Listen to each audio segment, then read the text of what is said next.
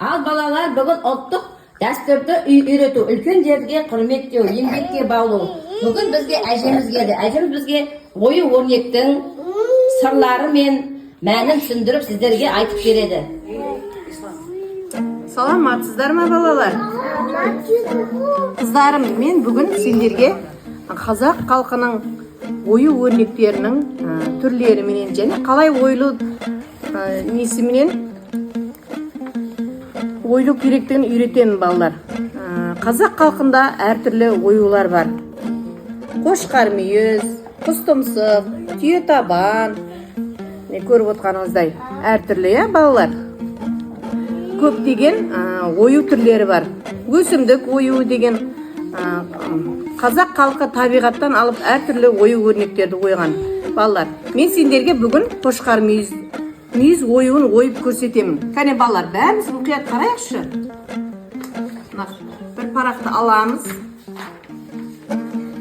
Бұны төрт бұрышқа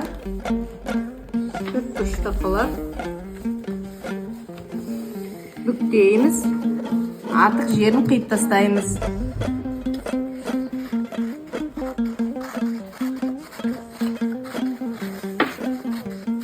Одан кейін тағы бүктейміз балалар. Енді міне 3 бұрыш тәрізді болды.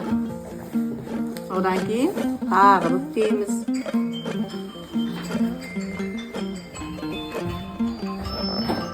Енді балалар, біз мына ашық жағын алмаймыз. Қағаздың жабық жағынан біз сызып алатын боламыз.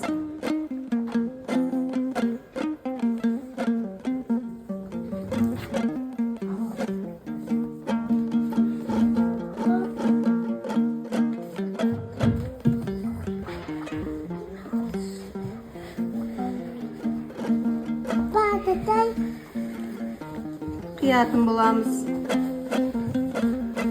Қайшының көмегіменен.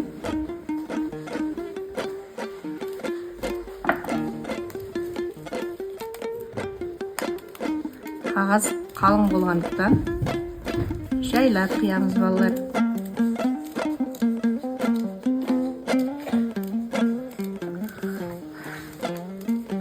Бұл оюлармен біздің ата-бабаларымыз, әжелеріміз текеметтерді, киіздерді, әртүрлі киімдерді әшекейлеген балалар. Үстеріңізде киіп отқан әшекейлеріңіздің оюларда осындай оюменен көмкерілген балалар. Біздің қазақ халқында әдемі оюлар көп екен балалар.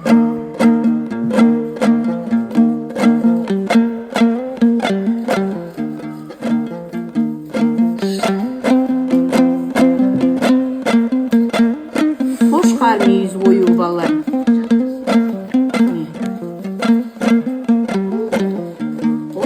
Қошқардың мүйізіне ұқсайды екен балалар. Көрдіңдер ма? Қошқар мүйіз шықты. Алма екіншісінде ашайық.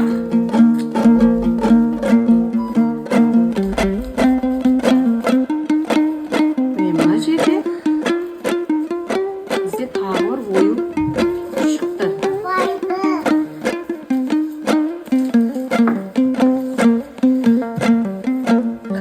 Осы оюлармен біз текеметтерді, әртүрлі киімдерді әшекейлеп әдемілейміз балалар. Текеметтің бетіндегі ою өрнектерін орындарын табыңдаршы балалар. Кәне, қай жерде қандай ою өрнек бар? Мен қошқар мүйізіне жаңа қиып көрсеткен. Кәне, жабыстыра қойыңдар. Кәне балалар. Келе ғой, сен де жабыстыра ғой мына жерге. Аянат, кел, жабыстыра ғой. Ал Аянат, тоң. Жабыстыра ғой.